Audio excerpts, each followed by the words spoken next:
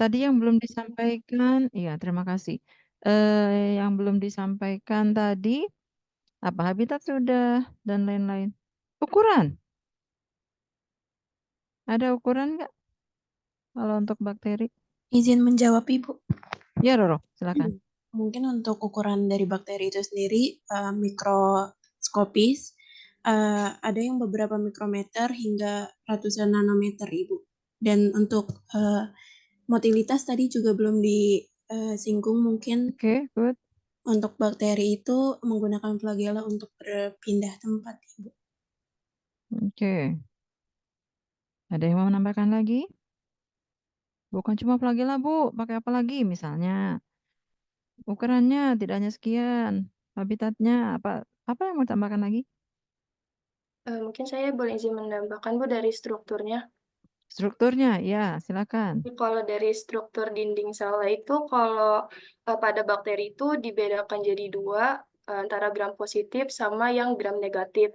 Kalau bakteri yang gram positif itu dia biasa mengandung peptidoglikannya itu yang tebal. Kalau misalkan bakteri yang gram negatif itu kandungan peptidoglikannya itu yang tipis, Bu. Baik, terima kasih. Ya, sudah tambah lagi ya. Oke, teman-teman yang lain, silakan dirangkum ya. Nanti sambil kita lihat di ciri-cirinya. Yang belum disampaikan tadi materi genetik juga ya. Materi genetiknya belum disampaikan. Oh, ini sudah ada. Mana ya? Sebentar. Saya sudah minta.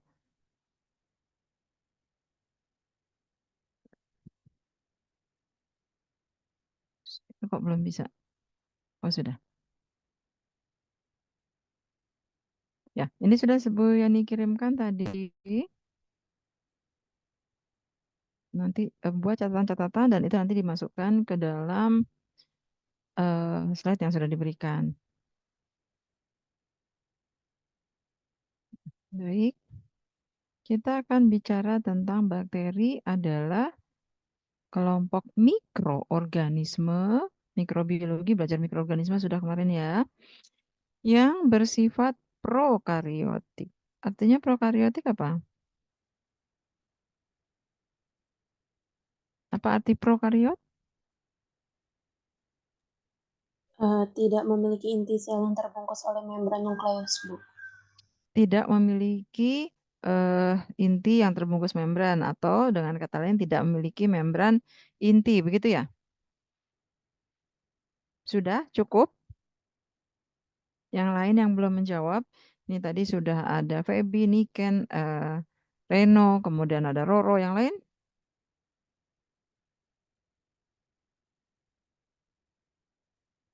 cukup itu?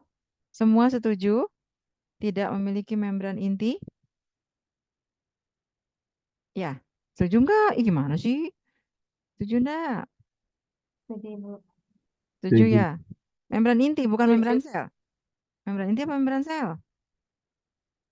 Membran sel, Bu. Membran sel, kata Arin. Bukan membran inti. Sel atau inti? Maksudnya membran inti. Membran inti. Baik, membran inti. Semua setuju membran inti. Baik. Kalau yang prokariot tidak punya membran inti. Intinya tidak bermembran. Inti itu kalau isinya DNA, maka tidak ada membran yang melingkupi atau mengelilingi dari DNA tersebut atau materi genetik tersebut. Ya, kalau eukariot punya. Pertanyaan saya, kalau dia nggak punya, terus apa bedanya sama yang punya? So what gitu loh kalau dia nggak punya. Jadi jangan cuma hanya menghafal. Waktu kuliah, waktu SMA atau SMP masih boleh. Nggak punya membran inti. Tapi sekarang sudah lanjut pertanyaannya. Terus gimana kalau nggak punya? Ada bedanya nggak dengan yang eukariot? Ada proses yang berbeda tidak? Ada pengaruhnya nggak terhadap kehidupan dia? Kan jadi begitu ya pertanyaannya ya. Harusnya lebih jauh jadi tanyanya. Jadi nggak tidak sekedar itu tadi tidak punya dengan punya. Kenapa kalau nggak punya? Baik. Apakah hanya membran aja yang berbeda, membran inti saja yang berbeda? Yang lain-lainnya udah dapat genetika belum? Baru dapat, Bu. Baru dapat. Materi genetik sudah dapat belum? Sudah, Ibu. Sudah di genetika. Apa bedanya materi genetik pada prokariot dan eukariot? Sambil dicatat nanti yang lain ya.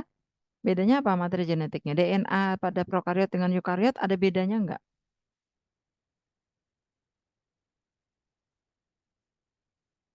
Ada bedanya kah? Dijelaskan tidak di mata kuliah genetika atau biologi sel misalnya? Harusnya kalau itu biologi sel ya. Oke. Materi genetik pada prokariot bentuknya apa? Sirkuler, melingkar. Materi genetik atau DNA pada eukariot bentuknya apa? Linier, seperti benang putus. Itu sudah beda lagi. Ya, perbedaan di materi genetiknya. Linier dengan sirkuler. Jadi bukan bukan sekedar hanya punya membran inti atau tidak, itu antara lain. Itu yang lain silakan dicari lagi.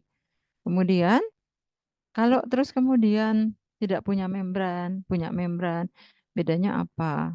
Sirkuler dengan linier, bedanya apa nanti? Dampaknya kemana? Itu sudah harus sampai sana belajarnya. Ya, baik. Ini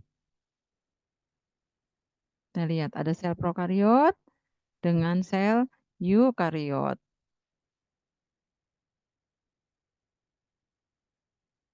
Tadi Bu Yani mengatakan DNA-nya nih lihat. Benar ya? Dia muter DNA-nya. Melingkar, tidak putus.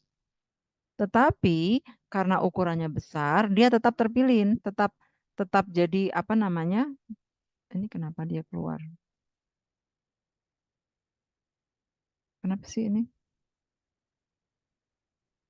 Apa nih? Oke.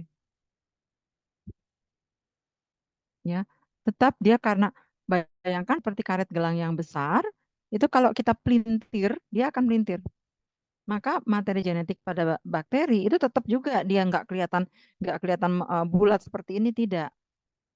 Ya, ini hanya untuk menggambarkan bahwa materi genetiknya dia melingkar atau DNA-nya melingkar, sementara pada eukariot ini lihat dia putus dan ukurannya tentu lebih besar. Ini harusnya udah ada nih. Nanti kita di genetika mikroba diulang lagi, diingat lagi itu. Kemudian dia tidak punya inti. Lihat nih, tidak ada intinya sebelah kiri. Membran inti maksud Bu Yani. Sebelah kanan ada membran inti. Apa bedanya?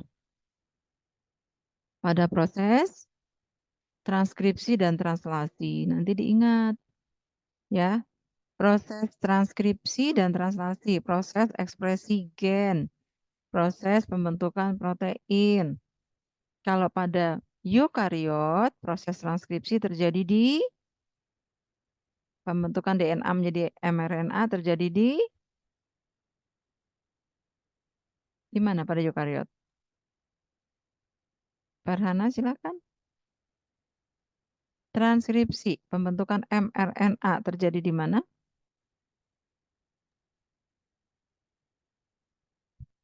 Kelihatan gambarnya? Di nukleus, betul. Ini proses di nukleus. Translasinya di mana? Yang lain boleh jawab. Di sitoplasma. Di sitoplasma. Terjadi hal yang berbeda antara transkripsi dengan translasi. Di sitoplasma pada sel eukariot. Ini di sitoplasma. Kalau prokariot? Di mana terjadinya transkripsi dan translasi? Sama-sama di sitoplasma karena tidak ada yang membatasi. Kalau eukariot, produknya nanti itu mRNA dia berupa potongan-potongan seperti ini nih. Ini yang ada gambarnya ini. Potongan ditransport. Ya, jadi selesai proses pre-mRNA berubah menjadi mRNA, nanti Anda cek bahwa di situ ada proses splicing dan lain-lain ya. Kemudian setelah jadi mRNA baru ditransport ke sitoplasma untuk dibaca oleh ribosom ini sampai menghasilkan asam amino. Kalau di prokariot sekarang lihat sebelah kiri. Proses pembentukan mRNA, ini yang merah ini mRNA, dibentuk dari DNA proses transkripsi. Kemudian di sini masih transkripsi, sudah ketemu dengan ribosom untuk proses translasi. Jadi tidak terpisah proses transkripsi dan translasi. Artinya apa? Proses transkripsi dan translasi berjalan sinambung terus. Belum selesai transkripsi sudah ketemu sama ribosom. Kenapa? Karena sama-sama di sitoplasma. Sampai di sini jelas. Jadi ada dampak ketika dia tidak punya membran sel. Terus kenapa kalau kayak gini, Bu? Jadi cepat.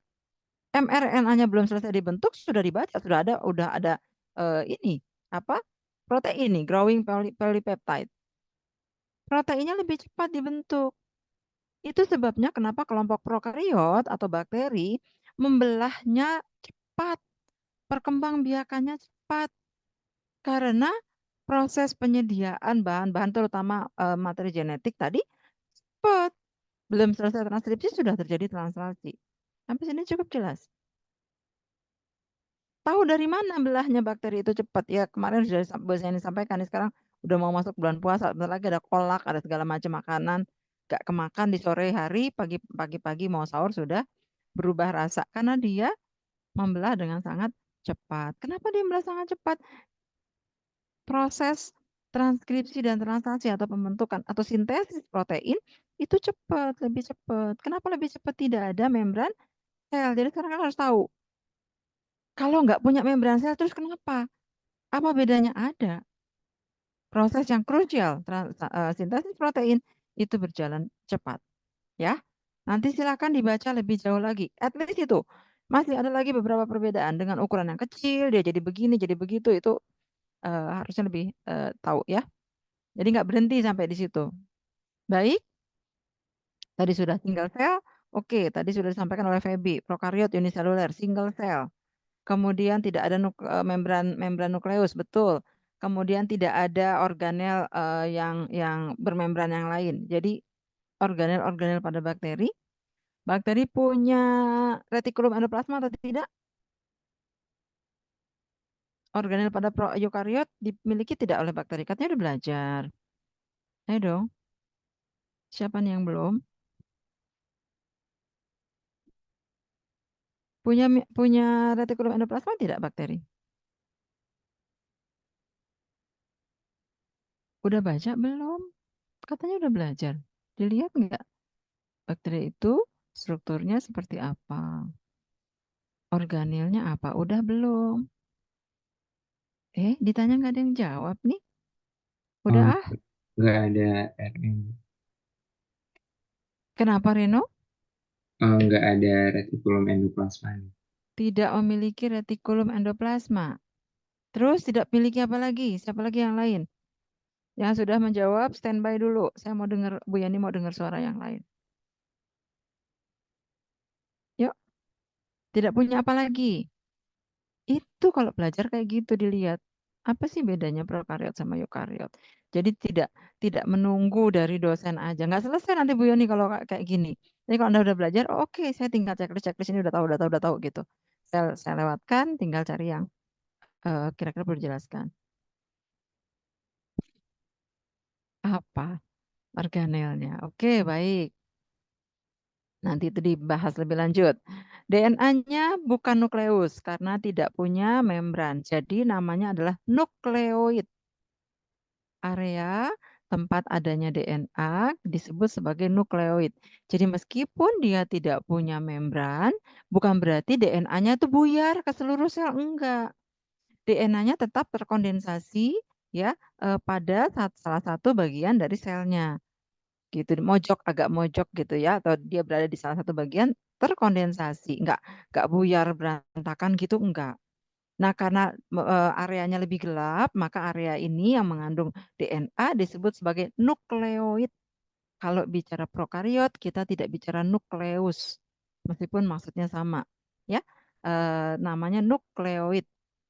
Kalau pernah dengar gerak amuboid, gerak seperti amuba, maka nukleoid adalah organel seperti nukleus. Kenapa kok seperti? Sebenarnya sama, inti aja inti. Cuma untuk membedakan antara nukleus yang punya membran dengan yang tidak punya membran, maka yang tidak punya membran ini disebut nukleoid. Ya, oke. Kemudian tadi bentuk. Bentuknya 3, bulat, batang, spiral. Bukan bukan apa menjelaskannya tuh harus strict ya. Bentuknya apa?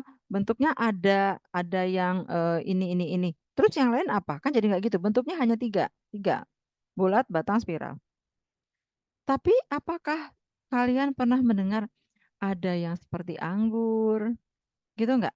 Staphylococcus, ada yang seperti rantai, ada yang 2, Diplococcus, Diplobacillus. Pernah dengar nggak? Pernah dengar, Ibu? Pernah mendengar. Itu apa berarti ya?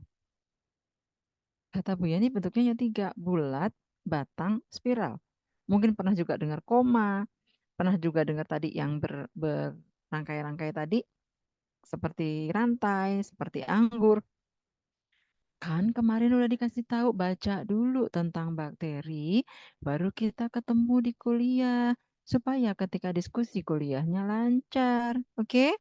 Next ya, minggu depan semua harus baca dan semua harus sudah bisa ikut menjawab. Nggak ada lagi biasanya yang suka menjawab si A, si B, si C, biar aja dia yang jawab. Nggak begitu juga, karena saya sambil menilai, saya catat loh. Bu Yani pegang catatan. Saya catat siapa yang menjawab, siapa yang aktif di dalam kelas, apalagi kelas online ya. Jadi sama seperti di kelas seperti biasa. Jangan takut, jangan nanti bilang, ah males kuliahnya Bu Yani pasti ditanyain dulu. Ya kalau nggak ditanyain, saya nggak tahu Anda paham atau tidak. Ya, baik. Kemudian dinding sel, betul, mengandung suatu komponen yang unik yang disebut peptidoglikan. Kalau dinding selnya tumbuhan apa komponennya? Yuk, siapa yang mau jawab? Tumbuhan, dinding Saya selnya apa? izin jawab, Bu. Yup, ini siapa? Nggak Ya, kelihatan sama yang, Bu Yani. yang saya tahu dari dinding sel tumbuhan itu dia terdapat selulosa, terus ada hemiselulosa, sama ada kitin kalau nggak salah. Ya, Tumbuhan ada kitinnya, Tris yang kitin. Enggak ada deh, Bu. tak ada ya. Betul. Ada selulus, ada itu berbeda-beda. Yang punya kitin nanti adalah ya, yang punya kitin apa? Jamur, Ibu. Jamur, betul. Jamur punya kitin ya. Di hewan juga punya kitin, tapi hewan bukan di dinding selnya. Kalau hewan dinding selnya apa? Komponen dinding sel hewan apa? Teman-teman semua. Hewan nggak punya dinding sel dong. Gimana sih? Hewan kan nggak ada dinding selnya, membran sel. Ih, kejebak tuh. Besok kalau kalau dikasih soal begitu tuh sama Bu Yani, kejebak nanti ya. Baik. Kemudian itu 3. Lalu ada peptidoglikan, ini spesifik. Nanti di dalamnya ada N-asetilmeramic acid dan lain-lain komponennya ya. Jadi kalau belajar bakteriologi lebih jauh lagi. Membelah atau memperbanyak diri atau reproduksinya melalui pembelahan yang disebut binary fission. Membelah biner, bukan sekedar membelah diri, bukan. Membelah biner. Kenapa dikatakan biner? Karena akan membelah menjadi 2 sel yang sama. Biner, B itu 2. Ya. Hasilnya sama. 1, kemudian dia membelah begitu, memanjang, terbentuk sekat, jadi 2. 2 jadi 4, 4 jadi 8, dan seterusnya. Dalam kelipatan 2. Maka disebut binary fission. Fission itu membelah. Ya, atau membelah biner, bahasa Indonesianya, pembelahan biner. Kebanyakan bergerak menggunakan flagela, kebanyakan. Jadi ada yang bergerak nggak pakai flagela, ada. Pakai apa? Silakan cari tahu. Ada yang meluncur, ada yang macam-macam. Ya, gitu. Ada flagela dan lain-lain. Baik. Kemudian ukuran. Tadi Bu ini tanya ukuran. Berapa sih kira-kira ukuran bakteri dalam mikrometer, mikron? 10 sampai mungkin 50 mikron. Apakah seperti itu? Ternyata enggak. Ada yang ketemu besar sekali. Theo margarita, namanya cantik banget. Theo margarita di perairan Namibia. Sebelumnya ada Epulovisium. Ini yang nomor 2 di atas nih ya. Jadi sebelumnya dulu yang ketemu ini dulu nih Epulovisium. Fish helsoni itu dari fish, dia berasosiasi dengan fish. Kalau kalian ingin tahu gitu ya, misalnya ini dilihat namanya, browsing aja langsung, ketik Theo margarita itu apa, Epulovisium itu apa, ada ceritanya di situ. Jadi kita tahu, sediakan waktu untuk browsing-browsing sehari 1 jam, entah browsing di mikro, entah browsing di fisiologi, istilah-istilah yang kalian dapatkan, gitu ya. Jadi belajarnya nggak bisa kalau cuma 100 menit tatap muka, terus jadi jago gitu nggak bisa. Harus harus lebih banyak lagi. Nanti itu akan ada ceritanya. Kenapa Theo margarita tadi eh, bakteri terbesar sampai saat ini masih the biggest ya. Ukurannya coba lihat di atas. Berapa ya ukurannya? Kalau yang terkecil ini Mycoplasma, ini biasanya Mycoplasma ini patogenik, dia pleomorfik karena nggak punya dinding sel. 0,2 mikron, udah mikron kecil, dia cuma 0,2 per 10 mikron ya. 2/10 lah. Kecil, ultra small juga, uncultured dan seterusnya ini besar banget. Mirip dengan protozoa.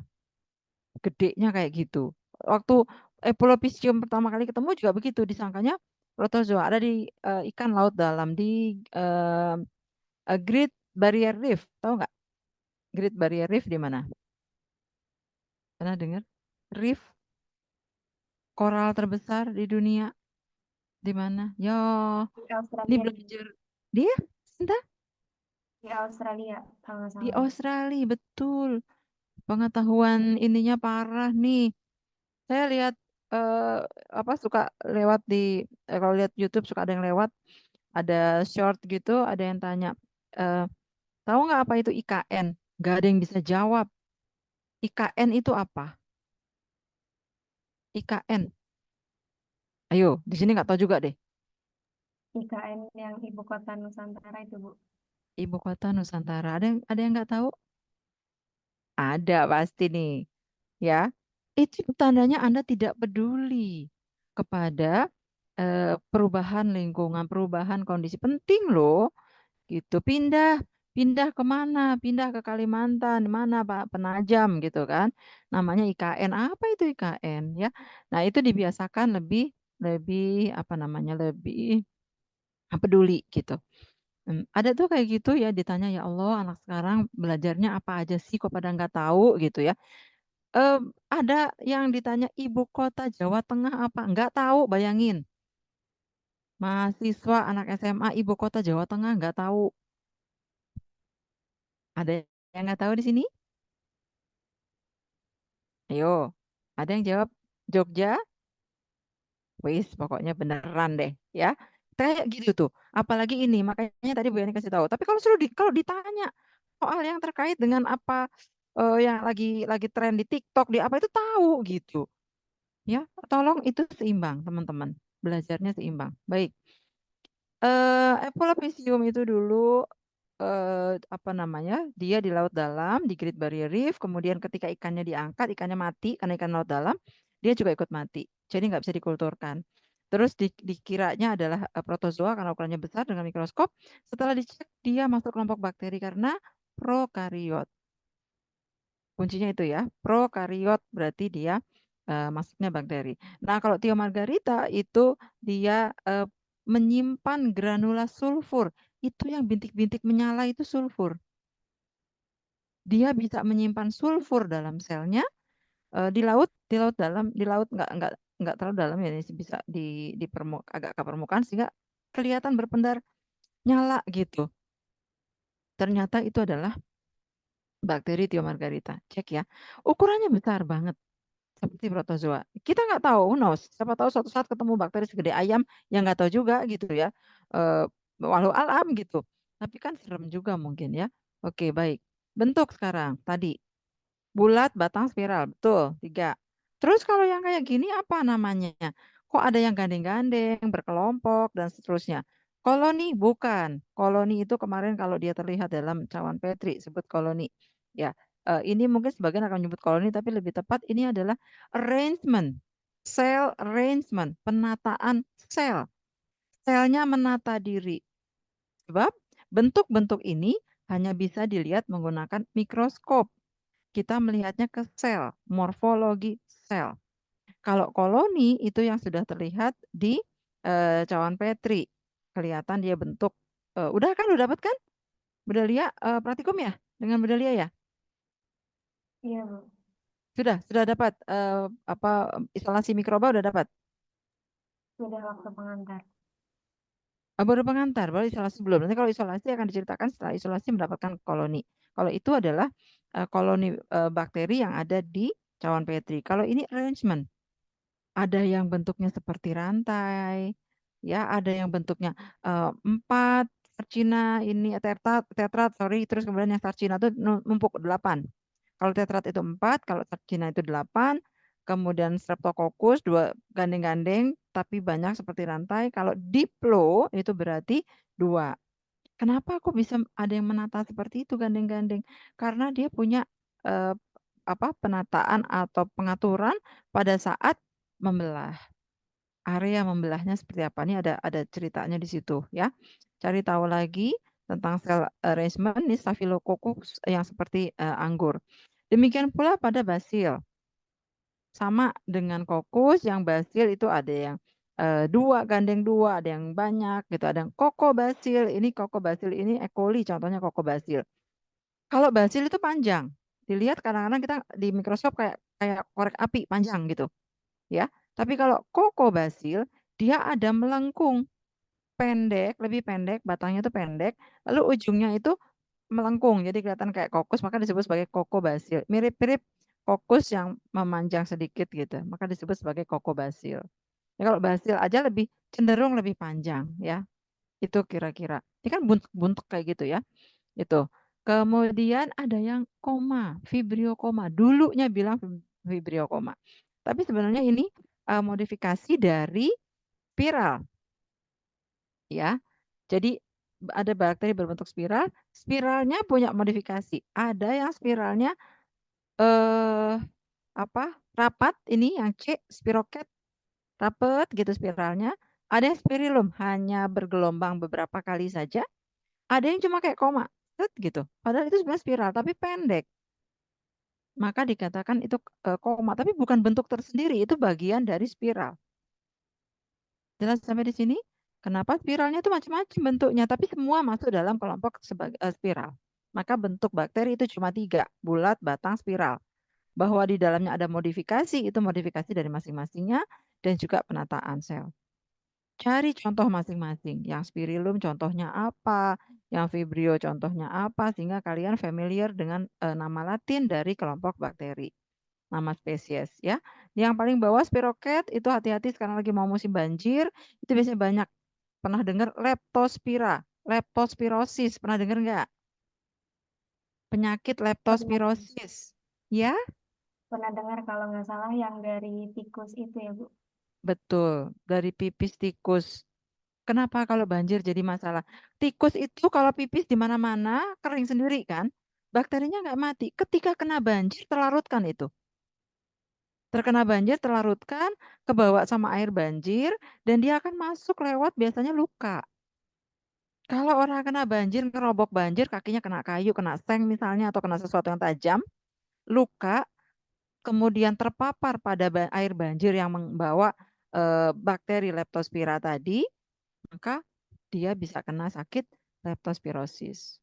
Apa gejalanya? Gagal ginjal, kemudian hati, dan karena dia lewat darah, masuk ke darah, akan mengganggu organ-organ. Cari tahu lagi, oh gitu ya, makanya bahaya. Makanya kenapa kalau banjir atau apa disarankan menggunakan sepatu boot gitu. Ya, jangan pakai sendal jepit. Itu bisa bisa kena macam-macam, batu tajam apa namanya, terus apa yang pada lewat kena banjir kan ya. ada kayu tajam, ada ya tadi benda-benda tajam lah. Begitu. Oke. Nah, sekarang kita masuk ke dalam struktur. Bakteri itu punya struktur. Nah, seperti ini. Strukturnya sangat sederhana. Terus kemudian sebentar ya. Bentar.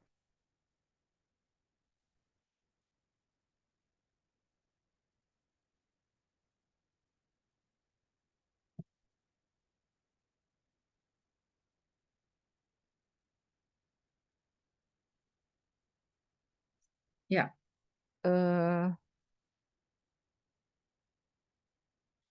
Ini kira-kira di dalamnya ada organel-organel. Tadi Bu Yani tanya, ada retikulum endoplasma tidak? Tidak ada. Tidak ada apa lagi? Kalau kalian sudah terbiasa belajar eukariot, sekarang lihat sel prokariot, apa yang beda? Coba cari sendiri. Nggak Bu Yani tunjukkan. Yang beda apa? Tidak ada mitokondria ya, Bu. Catat. Siapa? Arin. Kata Arin tidak ada Oh, mitokondria. Terus, sama badan Golgi. badan Golgi yang lain? Tidak ada badan Golgi, tidak ada mitokondria. Apalagi yang nggak punya teman-teman yang lain?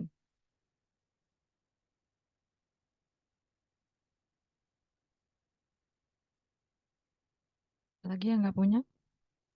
Lisosom, Bu. Kloroplas, Bu. Lisosom, kloroplas, lisosom. Baik. Lagi,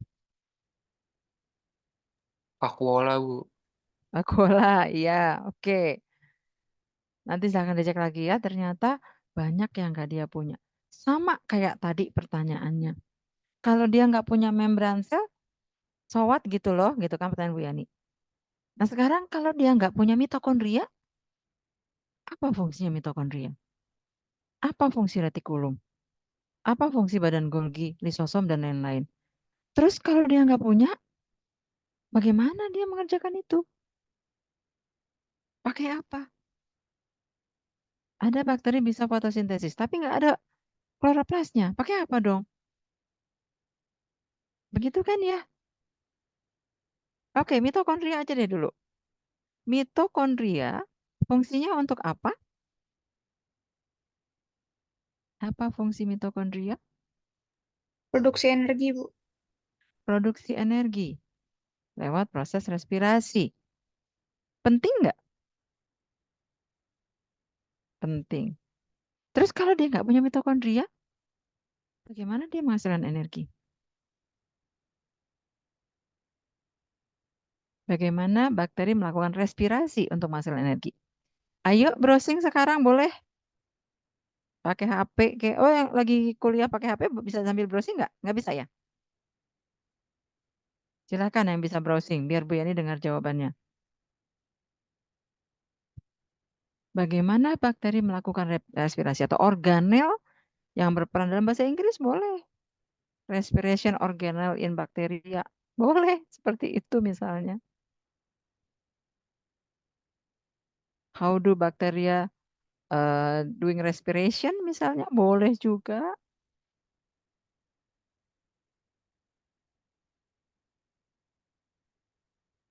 Pakai organel apa ya?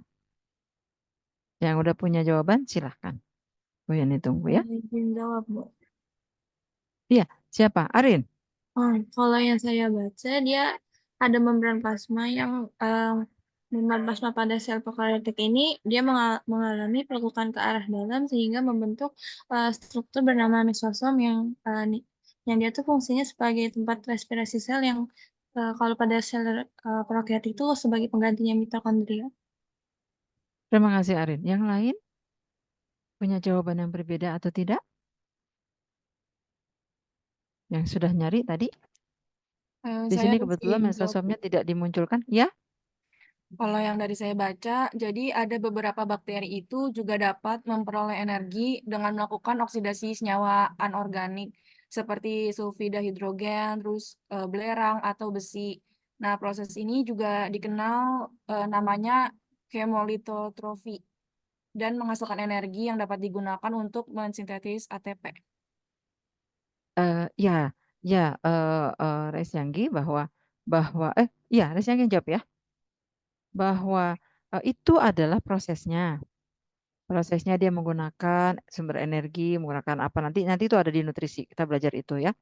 Yang Bu Yani tanyakan tadi organelnya pakai apa?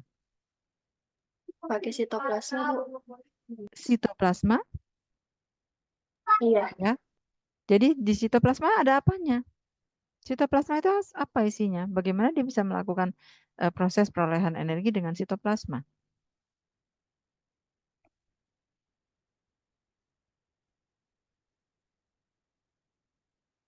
Nah, Bu Yani tanya karena di gambar ini nggak muncul memang.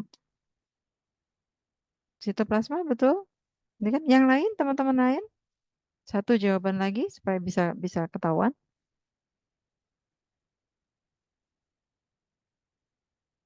Belum ketemukah teman-teman yang lain? Ayo. Siapa yang belum nih? Lydia ada, Sandrina ada, Resti, ada Faisal, ada Sanilim, ada Farel. Ayo, Revi. Banyak deh. Siapa yang belum? Udah ketemu belum? Baik, kita pegang jawabannya. Arin tadi ya. Kata Arin, ada membran plasma. Di sini kebetulan gambarnya nggak ada. Jadi kalian akan cari lagi. Oleh karena itu tidak bisa kita pegang satu ya. Kita pegang satu. Ceritanya akan ada, cuman gambarnya di sini nggak ada. Eh, membran plasma itu adalah organel yang paling dekat dengan sitoplasma, menutupi sitoplasma. Nanti di membran plasma itu, gitu ya. Kalau nanti kalian cari gambar yang lain, gitu, nanti berarti PR Bu Yani nih, Bu Yani bereskan cari lagi gambarnya. Membran plasma ini bisa berinvaginasi. Nah, dia gini nih biasanya nih. Gitu ya. Dia melekuk-lekuk-lekuk gitu banyak. Di area inilah ada sintesis ATP. Nah, proses ini yang organel pada eukariot yang ada lekuk-lekuk kayak gitu apa? Pernah lihat organel yang dia dalamnya melekuk-lekuk gini. Nah, gitu. Apa nih? Mitokondria, Bu. Mitokondria. Ya. Jadi mitokondria itu sebetulnya nanti kalau belajar evolusi adalah bakteri eh, bakteri yang melakukan respirasi yang terperangkap di dalam sel yang besar. Oke, itu nanti kita cerita belakangan. Itu ya, jadi sama membrannya dilekuk-lekuk-lekuk seperti itu kenapa? Untuk memperluas permukaan sehingga dia mendapatkan energi. Ya bukan berarti dia nggak punya mitokondria, nggak bisa respirasi, bisa. Dia menggunakan apa yang dia punya. Karena prokariot makhluk yang lebih dulu ada. Jadi kalau boleh dikatakan primitif. Kalau Pak Agung suka ngomel, kagak ada primitif. Maksudnya primitif Pak Agung bahwa dia terbentuk lebih dahulu berdasarkan evolusi begitu loh. Saya ntar kan ngomongnya kayak gitu ya. Nah, Pak Agung kan gitu gayanya. Tapi Pak Agung sama saya bestie banget gitu ya. Terus gue gak seneng tuh kalau bilang yang satu kuno, yang satu modern. Loh, memang realnya seperti itu yang dimaksud adalah terbentuk lebih dulu dengan yang belakangan. Sama kayak kita sekarang gadget aja gitu kan. Yang zaman kuno nggak bisa begini, nggak bisa begitu. Sekarang sudah ada smartphone. Makin ke depan lebih lebih smart lagi. Selalu akan ada perbaikan. Ya, baik demikian pula dengan sel. Oke. Kemudian itu ya, nanti dicek lagi kalau begitu retikulum endoplasma fungsinya apa. Terus kalau dia nggak punya, dia menggunakannya apa? Ya, ataukah dia tidak melakukan proses itu dan seterusnya. Cari tahu ya teman-teman ya. Baik. Kemudian ada yang berbeda lagi dengan sel eukariot di sini adalah adanya plasmid. Pada umumnya plasmid dimiliki oleh kelompok prokariot. Eukariot ada pada beberapa kamir saja. Tapi tumbuhan, hewan nggak punya plasmid. Apa sih plasmid? Materi genetik. Kok bentuknya kayak karet gelang, Bu? Kan tadi Bu Yani sudah bilang. Sirkuler pada prokariot. Mau yang di nukleoid, ataupun plasmid, dua-duanya sirkuler. Hanya pada nukleoid ukurannya besar karena gennya banyak. Maka dia terpilih jadi seperti itu. Seperti benang kusut. Tapi sebetulnya dia karet gelang yang kusut. Boleh dibilang begitu. Linear. Ya. Plasmid juga adalah DNA yang ada di dalam sel. Tapi tidak semua bakteri punya plasmid. Oke, baik. Kita sekarang lihat ke strukturnya ya. Ke atas dulu.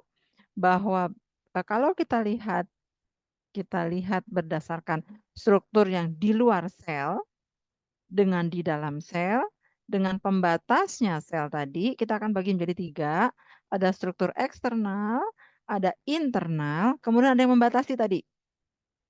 Membatasi antara eksternal dengan internal disebut sebagai sel envelope. Terdiri dari 2, dinding sel dan membran sel. Dua-duanya berperan ya melingkupi sel tadi. Dinding sel memberi bentuk. Kalau membran sel menjaga integritas karena kalau nggak ada membran sel buyar, isinya akan buyar ya. Oke, itu dikatakan sebagai pembatasnya sel envelope. Eksternal sekarang ada alat gerak appendage, ada alat gerak dan alat tambahan di dinding.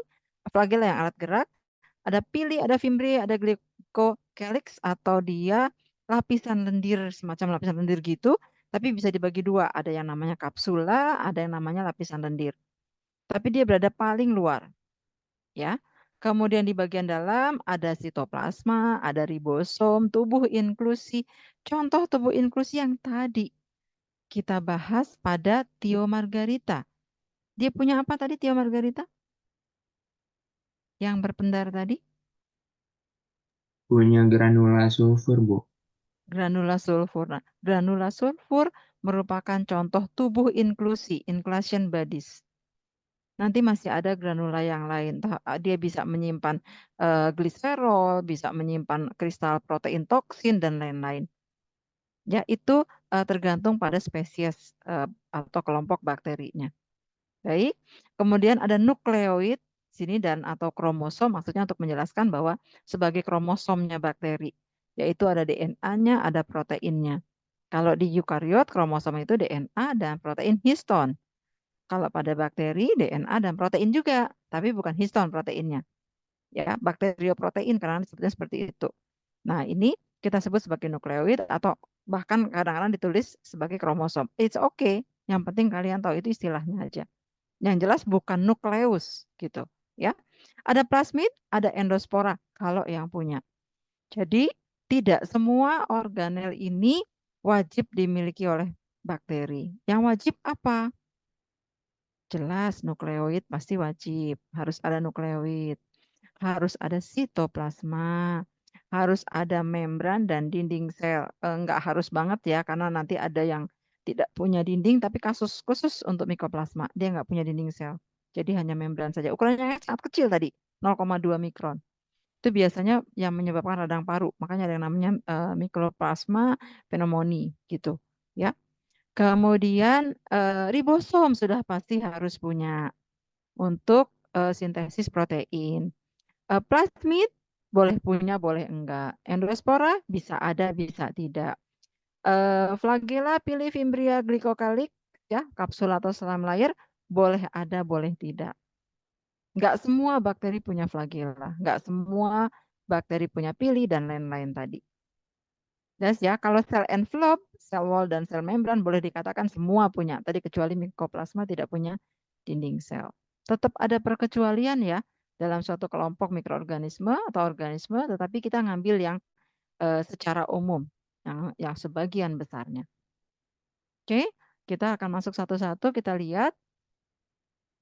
Tadi ini sebetulnya gambar ilustrasi, jadi gambarnya kayak kue lapis kayak begitu, tapi sebetulnya ya nggak kayak kue lapis beginilah. Ini kan kayak kue lapis ya, lapisan 1, lapisan kedua, gitu, lapisan ketiga, untuk memudahkan saja. Tapi aslinya ya nggak kayak kue lapis seperti itu.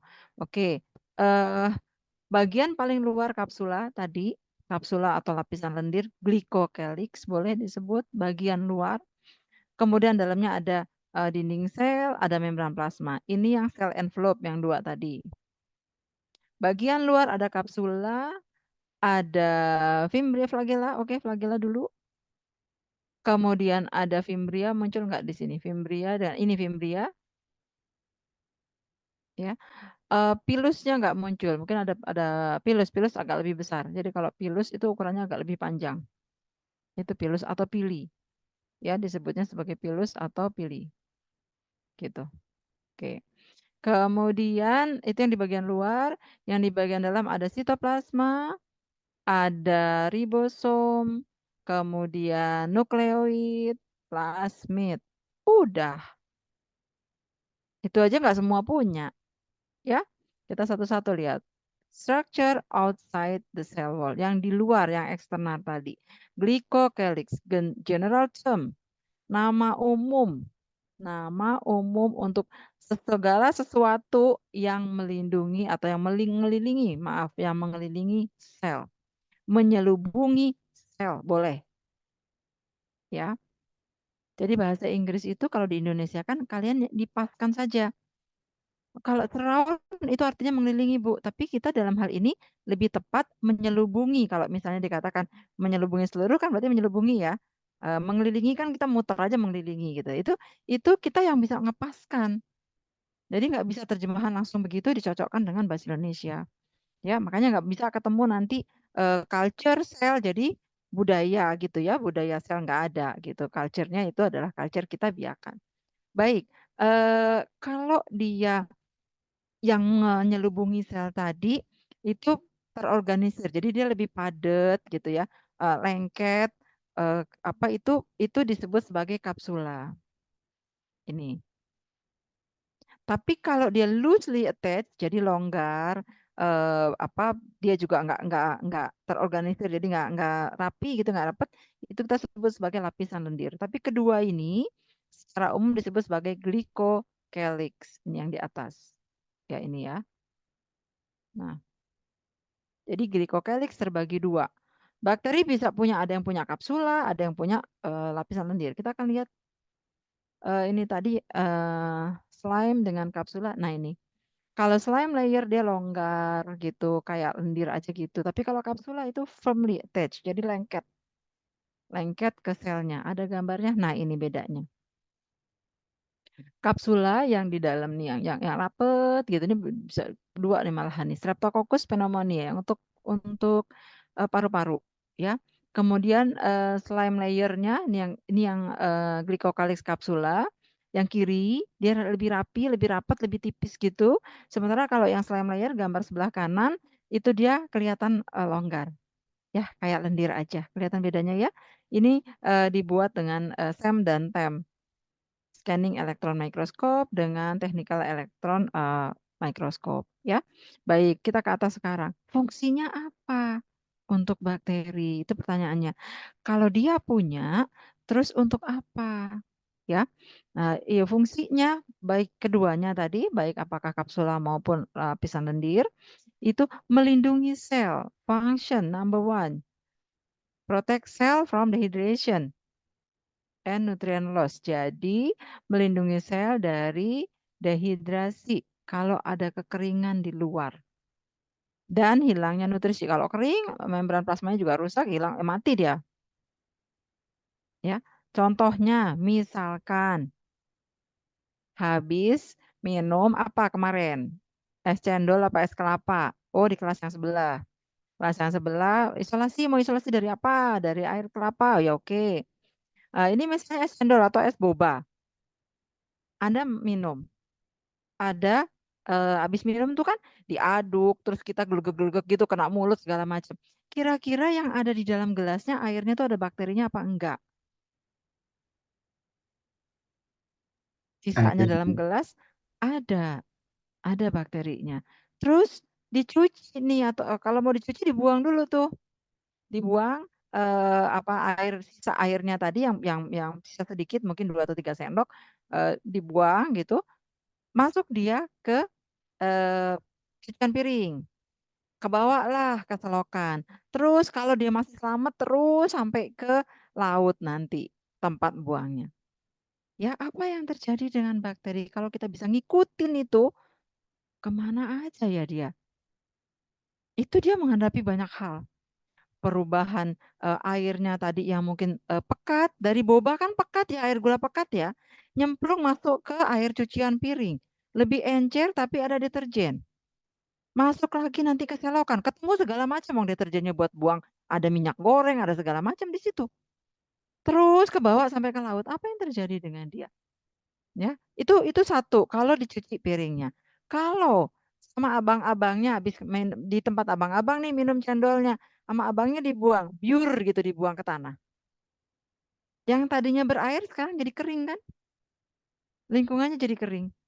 Nah, kalau dia punya kapsula atau lapisan lendir tadi, maka at least dia masih terlindungi dulu beberapa saat. Di lingkungan kering, dia masih tetap bisa bertahan, nggak langsung mati karena ada selubungnya. Di lingkungan yang tadi kena deterjen segala macam, dia masih bisa. Sampai kalau dia menemukan tempat yang kemudian lebih aman, dia bertahan. Tapi kalau enggak, ya udah, nantinya akan mati. Tapi dia akan lebih tahan dibandingkan yang tidak punya. Jelas ya? Yang pakai mantel dengan yang tidak punya mantel itu masih lebih tahan dinginnya misalnya pakai mantel gitu ya. Pakai jaket. Jelas sampai di sini teman-teman? Itu tadi, protect cells. Yang kedua, melindungi dia kalau dia bakteri patogen, ya, kalau dia bakteri patogen, ada di dalam tubuh, tubuh punya sistem mekanisme pertahanan diri mau menghilangkan bakteri tersebut. Contohnya dengan white blood, sel darah merah. Sel darah merah itu biasanya pakai fagosit. Kayak Pac-Man gitu, pok pok pok pok gitu kan ya, makan itu tuh kan, makan ininya ya, gitu. Nah, sel darah putih itu bekerja sama dengan lisosom. Fagosit tadi bekerja sama dengan lisosom. Masih ingat lisosom fungsinya apa? Lisosom dari kata-kata lisis. Dia mengandung enzim untuk melisiskan. Jadi fungsinya untuk menghancurkan bagian-bagian sel atau sisa-sisa organel yang sudah rusak gitu kan ya. Kalau ingat-ingat lagi di situ. Nah, fagosit ini jadi fagolisosom. Fagositnya setelah menelan, kemudian enzim dari lisosom akan mencerna. Kalau bakterinya tidak punya selubung, itu langsung dicerna. Tapi kalau dia punya selubung, itu ternyata dia bisa terlindungi. Dikunyah-kunyah-kunyah, ibaratnya gitulah. Kalau dikunyah-kunyah, dilepeh masih utuh. Masih hidup. Maka kebanyakan ini dikatakan ya bakteri yang punya kapsula, punya lapisan lendir lebih patogen. Patogen itu bisa menyebabkan sakit. Dikatakan lebih patogen kenapa? Dia sulit untuk diberantas.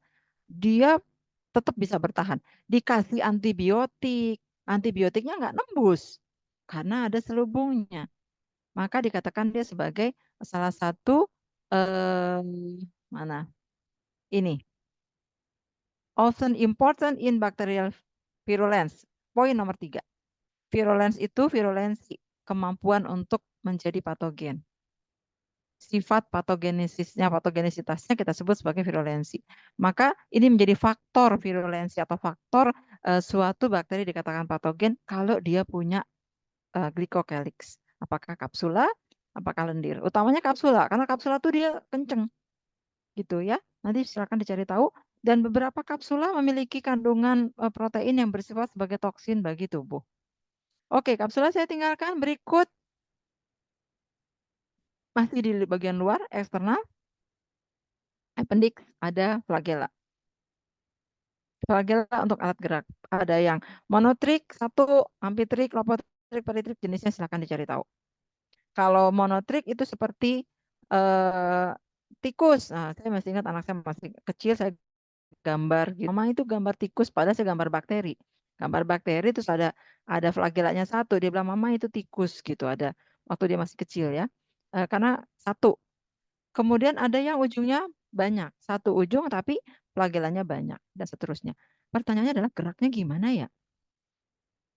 Cara bakteri bergerak pakai kapsula sampai pakai flagella gimana ya?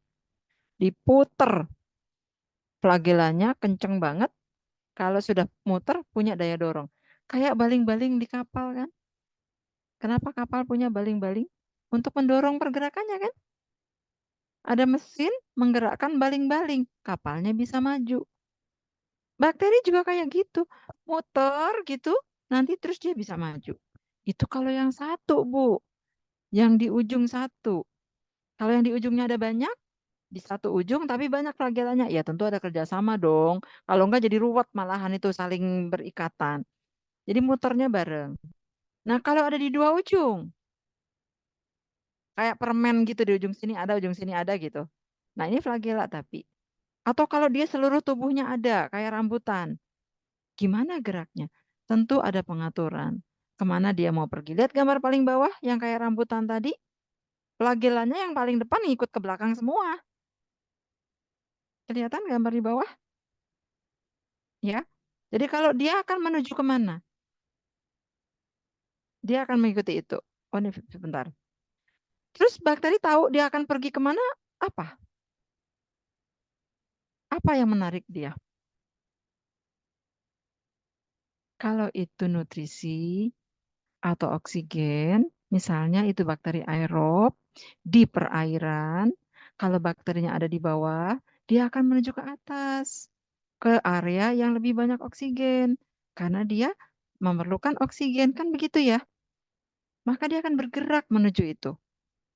Kalau itu ada nutrisi, ada gula, dia menuju gula. Kalau dia nggak suka aerob, dia sukanya anaerob, dia menjauhi dari oksigen. Nah, itu yang ngatur dia. Mau bergeraknya kemana. Sesuatu yang menarik bakteri untuk bergerak mendekat disebut atraktan. Atraktif bahasa Inggrisnya. Saya tidak nulis di sini. Ya, atraktan. Nah, yang menolak, yang tidak dia sukai, yang membuat bakteri menjauh disebut repellent. Repellent, double L. Sama NT belakangnya, repellent. Atraktan dari kata atraktif, saya kira Anda bisa nulisnya. Ya, itu. Ada bakteri yang suka medan magnet. Percaya. Magnet biasanya susah. Ini malah dia yang deketin. Magnetobacterium magnetotacticum. Oh, namanya itu. Magnet banget gitu. Cari tahu. Ya, jadi lebih banyak sekali bakteri-bakteri yang memiliki sifat-sifat yang unik. Baik, berikut ada Fimbria dengan pili. Tadi digambar hanya Fimbria, sekarang ada Fimbria dengan pili. Sebetulnya sama, mirip kayak kayak rambut-rambut begitu, beda dengan flagella, proteinnya beda. Kalau flagella nanti proteinnya flagellin, kalau pili itu pilin dan seterusnya.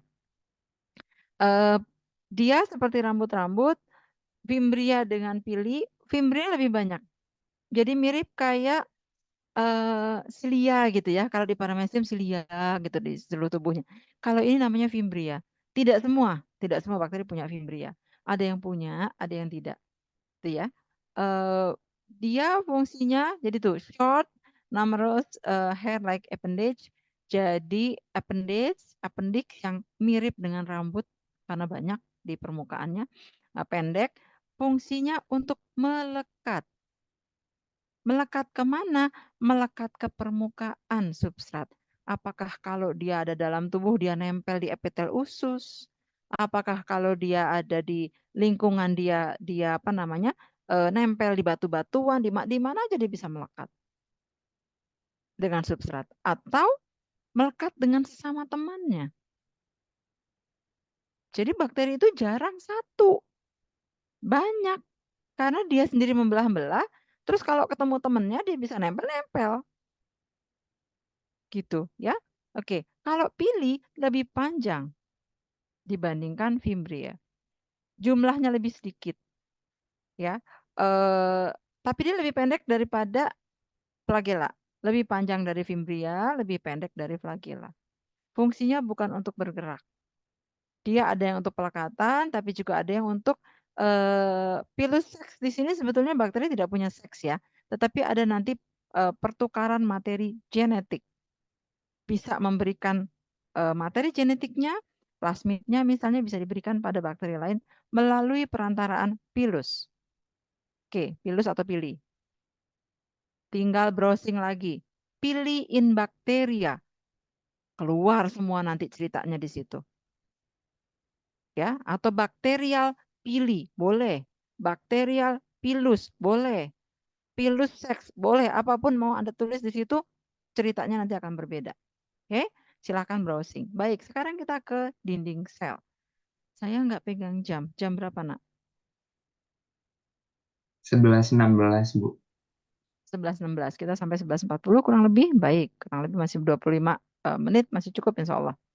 Ini bagian penting juga, dinding sel. Fungsi dinding sel ada di situ. Yang pertama, memberi bentuk kepada sel. Betul, dinding sel selain melindungi sel tentunya ya, tetapi dia punya fungsi memberi bentuk. Kalau membran plasma tidak, dia tidak memberi bentuk, tapi dia membatasi area yang di dalam tadi dengan di luar. Jadi integritas sel, supaya nggak bubar sitoplasmanya, harus ada membran plasma. Dan fungsinya juga untuk nutrisi dan sebagainya. Kita akan masuk juga ke membran plasma, kita ke dinding sel dulu. Memberi bentuk pada sel, kemudian mencegah sel mudah pecah pada tekanan udara yang tinggi, pada banyak hal gitu ya. Jadi dia melindungi sel untuk tidak mudah pecah. Itu sebabnya kalau bakteri punya bentuk, ada batang, bulat, spiral, tadi dengan modifikasi masing-masing. Kalau manusia dan hewan, selnya nggak berbentuk, nggak ada dinding selnya. Kalau tanaman ada sel palisade, ada sel jaringan tiang, gitu nggak? Ya, ada bentuknya karena dia punya dinding sel. Ada kaku pasti dinding sel itu. Nah, pada bakteri, dinding selnya itu ada yang tadi sudah disebutkan, ada yang bertipe gram positif dan gram negatif. Tapi, Bu Yani ingetin lagi di sini. Tapi, ya, tipe gram ini baru bisa dilihat kalau bakteri diwarnai dengan pewarnaan gram. Ya, kenapa kok gram? Gram itu nama orang. Christian Gram. Beliau yang menemukan suatu teknik pewarnaan yang ternyata mengarahkan kepada eh, komponen dari dinding sel yang berbeda, tipe dinding sel yang berbeda. Oke, ya kita sekarang lihat dulu gram positif dengan gram negatif. Gram positif lebih banyak peptidoglikannya karena dia terdiri dari banyak lapis, strukturnya lebih tebal, lebih kaku, ya rigid, kaku. Kemudian dia akan berikatan dengan kristal violet pada pewarnaan gram itu dengan lebih kuat. Baik, itu ada hubungannya nanti cari pewarnaan gram staining. Cari juga dinding sel gitu ya. Eh, apa namanya? Cell wall of bacteria atau bacterial cell wall boleh. Saya langsung ke gambar biar gampang. Ini adalah gram positif. Ya. Peptidoglikannya, mana sih ini pointernya? Peptidoglikannya tebal. Nih, yang ini. Ini kayak kue tiramisu gitu ya. Gambar ininya. Jadi kalau ini ada dinding sel terus diambil gitu dipotong ya, dipotong lalu kalau dilihat dia akan seperti ini bentuknya. Jadi ini potongan dari sini nih. Nah, potongan dari sini nih ya, kayak gini. Diperbesar ceritanya gitu. Kalau dilihat lebih jauh lagi ternyata peptidoglikan yang tebal ini terdiri atas berapa lapis nih? Satu lapis, dua, tiga. Kok kayak anyaman bambu, Bu? Iya, untuk ilustrasinya saja. Untuk menjelaskan itu ada komponen N-acetyl acid dengan N-acetyl glucosamine. Sebetulnya itu ya NAG dengan NAM gitu. Nah, ini komponen-komponen tadi dijalin gitu oleh asam lipotekoat di sini, maka dikatakan lapisan. Ini lapisan satu ke sini, lapisan yang kedua, lapisan yang ketiga. Terlihat ya teman-teman ya? Gitu. Jadi secara struktur dia berlapis-lapis. Komposisi dia lebih besar, lebih banyak peptidoglikannya. Lalu di bawah ini adalah membran plasmanya.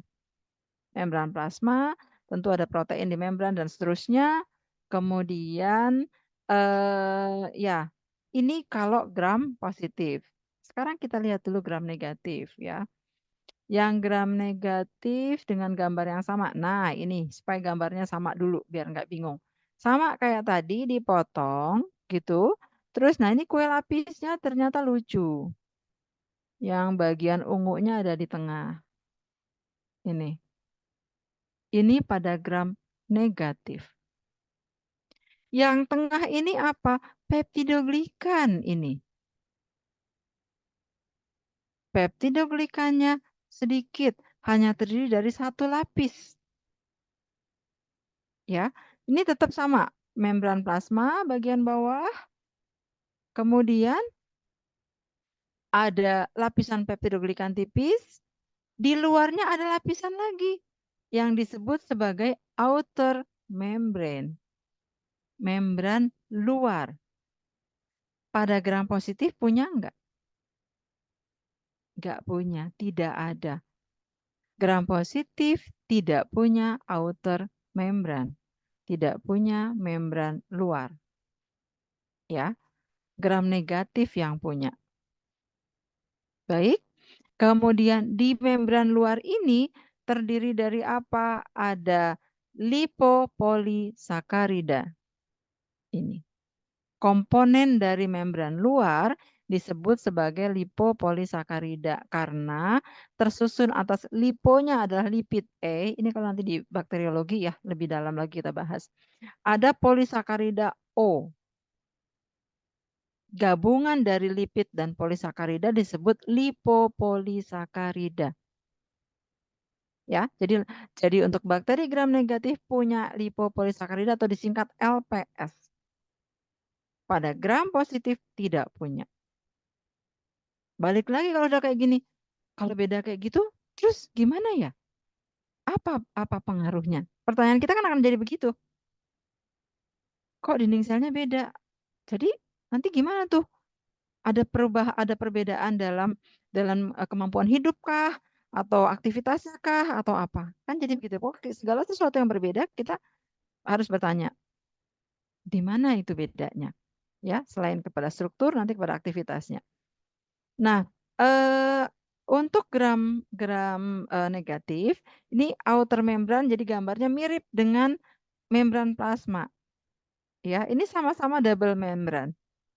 Outer membrannya juga double membran. Ini yang membran plasma juga masih ingat bilayer, ya, bilayer. Ini juga bilayer gitu. Nah, kemudian di antara membran plasma dengan peptidoglikan ada ruangan kecil di sini yang disebut periplasma. Jadi maksudnya kalau di sini ada membran plasma gitu, terus di sini ada peptidoglikan, ya ini peptidoglikannya. Di sini adalah outer membran, lebih gede lagi outer membran. Antara membran plasma, ini membran plasma dengan peptidoglikan gitu. Ini ada ruangan kecil, ada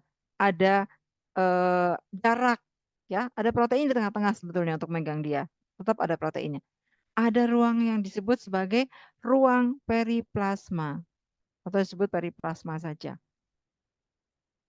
Biasanya untuk apa? Ada yang untuk menyimpan enzim, ada yang untuk menyimpan toksin. Enzim ekstraseluler dikeluarkan dulu di situ ya. Jadi disimpan di antara membran plasma dengan peptidoglikannya. Jelas ya teman-teman ya. Oke, sekarang kita resume, kita apa namanya? Rangkum ini antara gram positif dengan gram negatif. Peptidoglikan ada banyak lapisan, sementara yang di sini ini peptidoglikannya ya, yang kanan dengan yang kiri. Ada outer membran, gram negatif. Jadi gram itu tipe gram pada bakteri sebetulnya dibedakan berdasarkan apa? Bakteri menjadi gram positif dan gram negatif berdasarkan apa? Berdasarkan dinding selnya. Dinding sel yang bagaimana? Struktur dan komposisi dinding sel, tepatnya itu. Dibedakan berdasarkan struktur dan komposisi dinding sel. Struktur, Anda lihat strukturnya. Ada yang cuma satu lapis, ada yang banyak lapis, baik ada yang lapisan peptidoglikannya, kemudian ada outer membran, yang satu tidak. Itu berarti struktur. Strukturnya berbeda. Komposisinya ya jelas beda. Komponen peptidoglikan pada gram positif mungkin bisa sampai sekian puluh %. Sementara pada gram negatif berapa persen. Lalu ada komponen LPS, lipopolisakarida yang di gram positif tidak ada. Jadi kalau mau lengkapnya dibedakan berdasarkan apa? Berdasarkan dinding selnya. Ya kenapa dinding selnya? Struktur dan komposisinya berbeda. Nanti baru dijelaskan. Gini loh yang maksudnya struktur. Gini loh yang maksudnya komposisi. Enak nggak kalau jawabnya kayak gitu? Nah, kalau ujian sidang ditanya jawabnya begitu, dapat A. Oh, ngerti ini berarti gitu.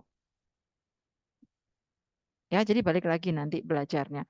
Atau ujian tulis pun begitu. Bu Yani akan menilai dari tulisan itu dilihat ini paham nggak nih mahasiswanya. Menjelaskannya cuma kulit aja atau sampai ke dalam. Kalau hanya mengatakan dinding selnya, belum selesai jawaban itu. Perbedaan pada dinding sel. Ya apa? Nah, belum selesai. Ya, baik. Lebih detail lagi tadi, ini sudah nih tadi ya. Ada lipoprotein, LPS tadi. Kemudian, nah, hal yang penting yang ingin Bu Yani sampaikan adalah lipid A, lipid A tadi itu bersifat sebagai toksin. Kebanyakan bersifat sebagai toksin bagi ada hewan, bagi manusia. Komponen lipid E pada lipopolisakarida, gitu ya. Jadi ini bisa menjadi kalau selnya pecah gitu ya, terus kemudian LPS-nya lepas. Nah, itu jadi apa namanya? Jadi patogen gitu. Jadi menyebabkan sakit orang atau hewan tadi menjadi sakit gitu. Kemudian dia juga bisa berfungsi sebagai reseptor dan blocking untuk respon imun untuk bakteri-bakteri patogen. Eh ya ada porin ini nanti lebih dalam lagi di apa namanya kalau mau belajar ke bakteriologi. Jadi di sini maksudnya eh yang punya lipid A adalah gram negatif. Itu menjelaskan kenapa kebanyakan bakteri gram negatif bersifat patogen. Atau patogen itu kebanyakan dari kelompok gram negatif. Karena dia belum ngapa-ngapain badannya sendiri aja, komponen dinding selnya saja sudah bersifat toksik. Kalau dia punya kapsula, komponen kapsulanya mungkin toksik juga. Belum lagi kalau dia punya kemampuan menghasilkan metabolit tertentu. Dia menghasilkan asam tertentu, menghasilkan toksin tertentu, tambah lagi patogennya. Ya. Jadi kenapa kalau sering disebutkan kebanyakan patogen itu bersifat gram negatif.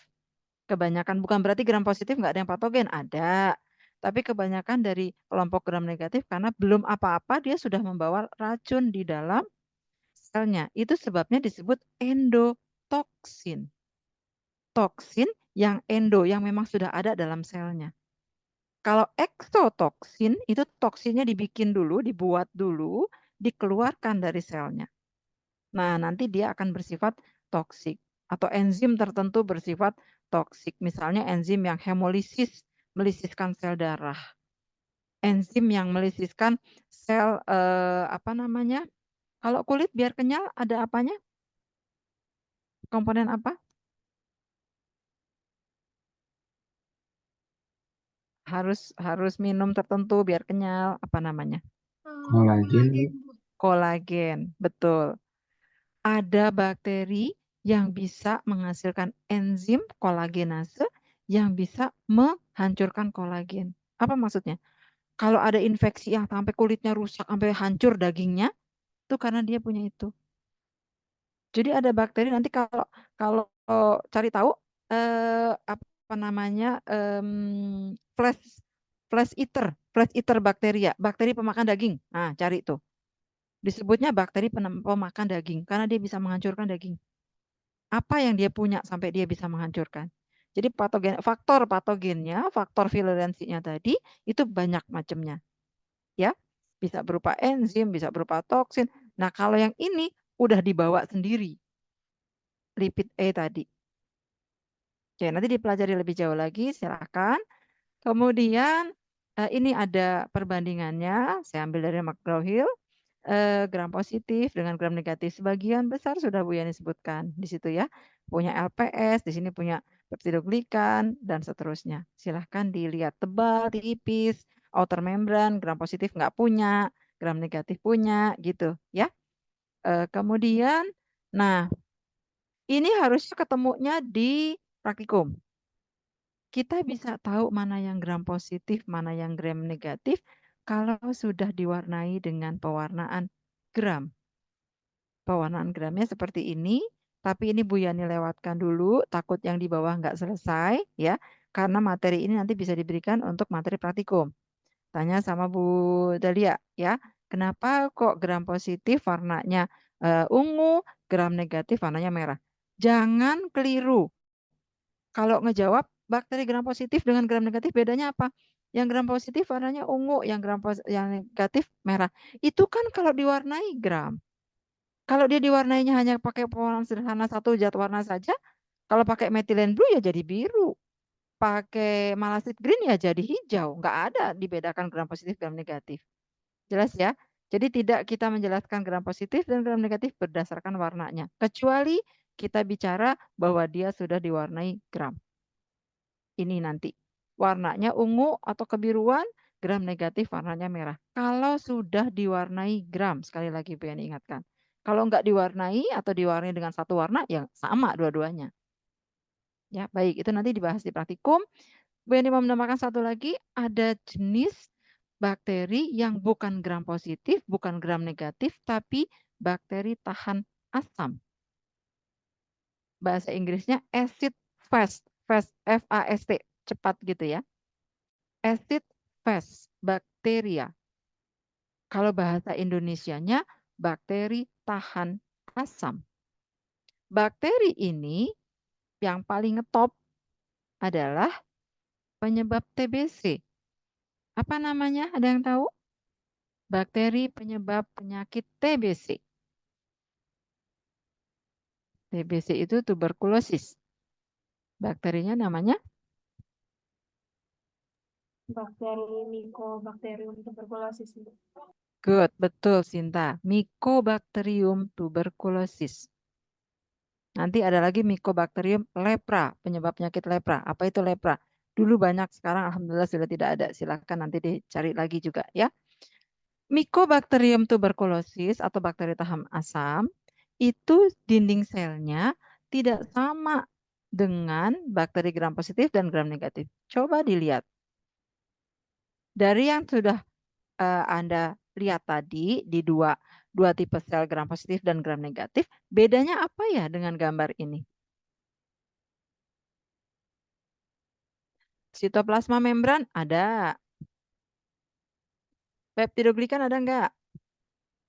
Ada, Bu. Ada. LPS ada enggak? Kalau lihat gambarnya ini mirip gram positif apa mirip gram negatif? Tadi yang peptidoglikannya tipis, bakteri gram apa? Negatif, Bu. Gram negatif. Di luarnya peptidoglikan masih ada lipopolisakarida. Tadi kan ya? Kalau bakteri ini sama mirip. Di bagian luar peptidoglikan seperti outer membran ada, tapi bukan outer membran yang lipopolisakarida. Dia justru mengandung asam mikolat. Maka sering dikatakan bakteri tahan asam. Biasanya bakteri itu nggak tahan asam. Oleh karena itu pengawetan pangan sering pakai asam sitrat. Ya, makanan-makanan, sirup-sirup yang asam-asam itu tahan terhadap bakteri karena ada asamnya. Tapi yang ini justru tahan terhadap asam. Kenapa dikatakan tahan terhadap asam? Badannya aja, dinding selnya saja sudah membawa asam mikolat. Ya, pewarnaannya juga nggak bisa pakai pewarnaan gram. Kita baru bisa melihat strukturnya dengan baik kalau diwarnai dengan acid fast staining. Ya, pewarna tahan asam, pewarna acid fast. Baik, ini biar agak ngebut, takut nggak selesai, nanti kita balik lagi. Ini acid fast. Kalau acid fast warnanya jadi kayak gini, merah dengan biru. Kita pakainya Jill Nielsen, kalau tadi pewarnaan gram. Ini juga boleh nanti ditanya di praktikum, tapi kita tidak melakukan ini di lab. Kenapa? Bakterinya bahaya banget, nggak berani. Ya, untuk bakteri-bakteri yang sangat patogen tentu kita tidak gunakan. Karena apa namanya? Kita biosafety levelnya masih biosafety level 1 keamanannya. Sementara Mycobacterium tuberculosis itu sangat bahaya. Susah kan sampai sekarang masih ada di Indonesia, ya. Nggak cuma ke paru dia menyerang, tetapi juga ke kulit dan sebagainya. Anda nanti boleh juga explore lagi. Banyak deh yang Bu Yani dari tadi suruh belajar mulu. Iya, karena bahannya banyak. Biar tahu banyak tentang bakteri tadi. Ya, ini dipelajari lebih jauh. Terus kapan belajarnya Bu? Ya nanti diatur. Kalau capek ya berhenti gitu ya. Membran plasma. Dinding sel sudah, kita ke membran plasma. Sama dengan yang lain, phospholipid bilayer. Selective permeability. Permeabilitasnya dia bisa dilewati, tapi apa namanya selektif, ya. Udah belajar kan itu di biologi sel? Udah belajar apa? Biologi Sudah, sel dapat Bu. belum? Sudah, Sudah. sudah ya. Fungsi membran sel untuk transport nutrisi sama. Di bakteri juga untuk transport nutrisi dan bahan sisa masuk dan keluar. Ya, kenapa bisa begitu? Di membran sel ada pengaturannya ya, ada protein ya. Ada protein transport. Nanti protein transportnya masih ingat. Ada yang uniport, simport, antiport gitu kan. Kalau uniport berarti dia memasukkan satu jenis molekul lewat pintu itu protein. Jadi yang masih jomblo boleh masuk lewat situ gitu kan, masih sendirian. Kalau simport itu harus berdua masuknya. Na dengan Cl, K dengan Cl. Kalau tadi sendirian boleh, Cl sendiri, Na sendiri gitu. Ya, itu. Jadi yang kalau yang simport itu dia harus yang sudah punya surat nikah baru boleh masuk situ gitu. Pintunya sendiri. Satu lagi adalah antiport. Kalau Na masuk, K harus keluar. Karena ruangannya sudah sangat terbatas, kapasitasnya hanya untuk 30 orang, mau nonton bioskop, kalau satu masuk, satu harus mau keluar. Jelas ya? Begitu selektifnya membran plasma. Cari tahu ada lagi nanti porter-porter atau channel ya channel kanal-kanal untuk masuknya senyawa atau untuk mengeluarkan senyawa tertentu. Kenapa harus begitu strict? Kalau bakteri selnya cuma satu. Kalau sembarangan masuk, sembarangan keluar, hancur itu sel. Ya, gitu. Jadi membran sel itu sangat sangat mengatur. Gini, Anda pasti sudah belajar biologi sel juga, termasuk juga dengan sel darah. Sel bakteri itu satu sel. Ada sitoplasma di dalamnya. Sitoplasma, ini membran sel masih. Kemudian sitoplasma di mana ya? Oh, ini sitoplasma. Sitoplasma, saya tidak menjelaskan banyak tentang sitoplasma. Di dalam sitoplasma tentu ada protein, ada enzim-enzim untuk berlangsungnya metabolisme, dan lain-lain. Sehingga sitoplasma itu punya konsistensi atau punya tekanan osmosis tertentu. Begitu nggak teman-teman? Ya, kalau sitoplasma dengan aqueous, lebih pekat mana? Sitoplasma atau aqueous? Yang belum jawab silakan. Biar Bu Yani dengar suaranya. Karina mana nih? Ayo di absen sama Bu Yani. Faisal, Mutiara yang belum jawab. Zahra, yuk. Rizky Bayu. Nggak ngantuk kan Rizky? Nggak, ya oke. Kalau sitoplasma sama aqueous lebih pekat mana? Siapa mau jawab? Lebih kental mana? Sitoplasma atau aqueous? Gampang banget itu pertanyaan. Sitoplasma bukan? Ayo, ditanya balik nanya. You answer my Sitoplasma. question with question. Sitoplasma. Kan tadi biar ada cerita, ada gula, ada protein, ada asam nukleat dalam sitoplasma. Pasti pekat dong. Dibandingkan aqueous. Aqueous nggak ada isinya apa-apa. Bu Yani mau nanya apa sih? Kalau sel bakteri kita masukkan ke dalam aqueous, apa yang terjadi? Sitoplasmanya keluar dari sel atau aqueousnya masuk ke dalam?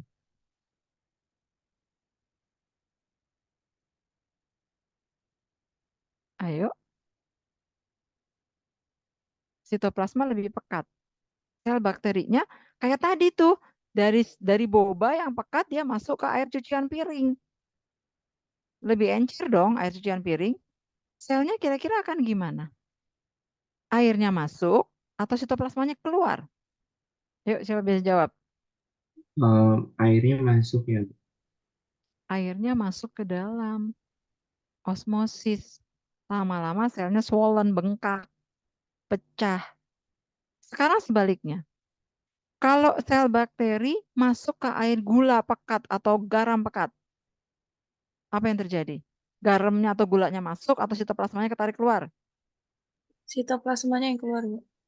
Sitoplasmanya yang keluar. Kenapa kita perlu belajar ini? Kalau kalian mengawetkan makanan, kenapa pakai gula? Ada manisan, ada ikan asin, ya kan?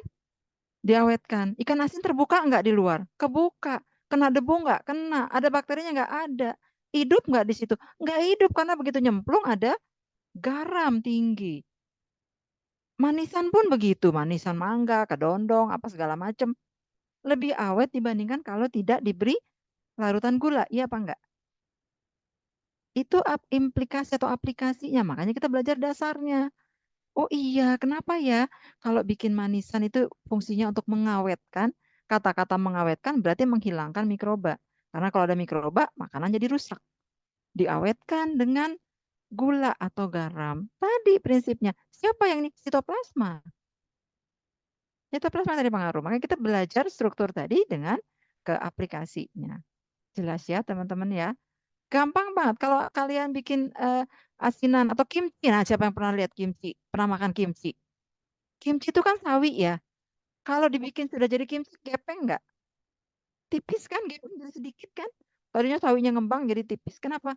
Karena diberi garam. Kalau diberi garam, sitoplasmanya ketarik keluar. Jadi bukan hanya bakteri, tanaman pun begitu. Kalau kita bikin asinan pasti jadi kempes.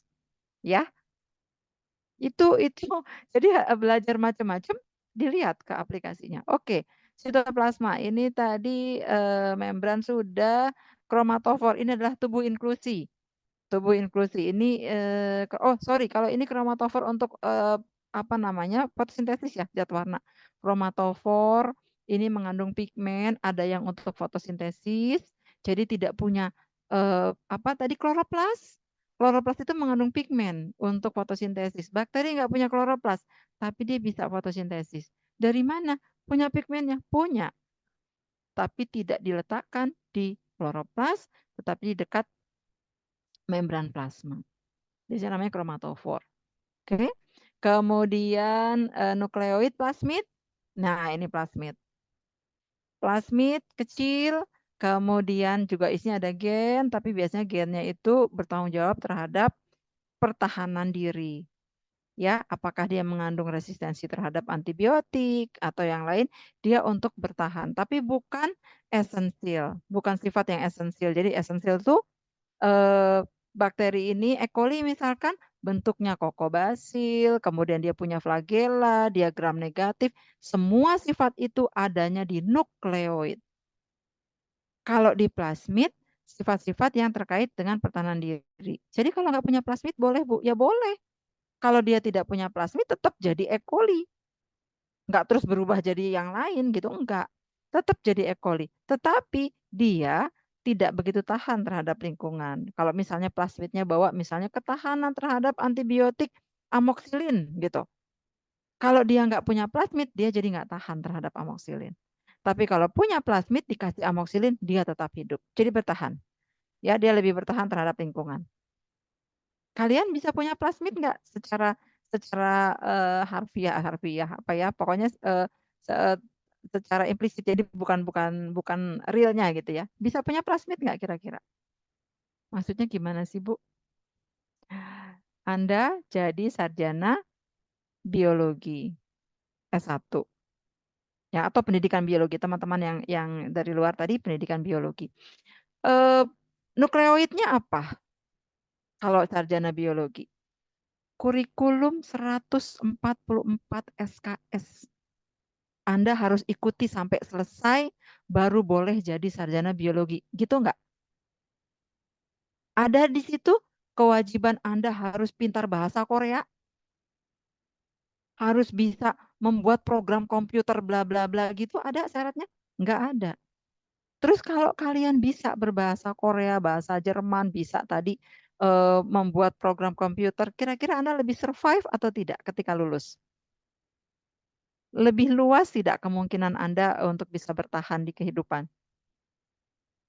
Iya nggak? Ih, nggak ada yang jawab nih. Iya, Bu. Iya, Bu. Ya, itu Bu Yani bilang plasmid. Sesuatu yang tidak wajib bagi Anda S1, tapi kalau Anda punya, Anda akan lebih survive. Jadi banyak-banyakin punya plasmid. Jangan takut belajar bahasa, mau otodidak segala macam. Ya, anak saya juga gitu, anak saya juga dari UNJ ya, geografi, tapi dia kemudian otodidak belajar bahasa Korea, belajar bahasa Jepang gitu. Itu sendiri. Ya kadang-kadang dia ikut kursus karena sekarang sudah bekerja, dia kursus. Kak, Ma, aku ada Zoom sampai jam 10 malam. Ngapain? Pulang kerja masih Zoom lagi. Ikut les. Nah, dia ternyata ikut les-les kayak gitu ya. Itu plasmidnya. Kenapa? Karena untuk membuka peluang lebih besar. Sama kayak bakteri juga gitu, peluang untuk hidup menjadi lebih besar kalau dia punya plasmid. Itu ya, kira-kira waktu kita sudah habiskah? Ribosom sama tapi hanya tipenya dia 70S dengan eukariot 80S. Ribosom satu lagi terakhir apa ya? Nih tadi udah ya, sitoplasma dan lain-lain function yang ada di sini Bu ini masukkan. Kemudian badan inklusi ada di sini vakuola gas segala macam punya, tapi tidak semua bakteri punya ya. Granula sulfur tadi, kemudian lipid dan lain-lain.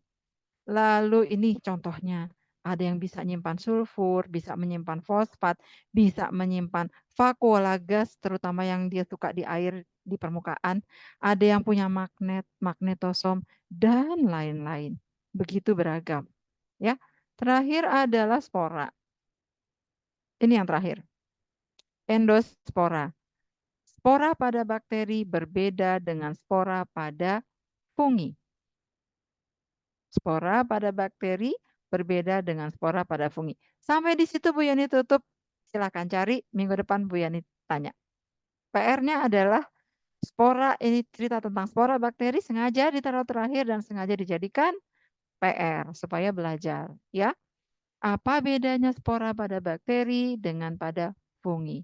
Semuanya dicek. Strukturnya kah, fungsinya kah, jumlahnya kah, apapun yang bisa Anda dapatkan jauh lebih banyak, lebih baik. Oke, pekan depan kita bicara fungi atau bicara virus, nanti kita lihat kalau bicara fungi sekaligus nyambung. Ya, saya stop share dulu. Ayo kita foto bareng. Punya pertanyaan kalau waktunya udah habis, simpan dulu. Minggu depan boleh ditanyakan. Bu, saya mau tanya, tapi saya tanya tentang bakteri. Boleh. Kalau Bu Yani belum bisa jawab, ntar minggu depan lagi dijawab ya, gitu. Ya, oke yuk. Siapa yang mau modal? Udah habiskan waktunya, ntar Baik, Bu, saya saya sudah izin ngebut. untuk dokumentasi. Iya, ayo semua. Yunike, oh tadi ya jadi nggak ada fotonya Yunike karena tidak ada kamera. Silakan, senyumnya kelihatan. Jadi kalau yang wajahnya nggak kelihatan senyumnya diperlihatkan, disimpan nanti ya. Ayo, Oke, seperti biasa. untuk slide pertama, 1, 2, 3. Untuk slide kedua, 1, 2, 3. Oke, terima kasih banyak semuanya.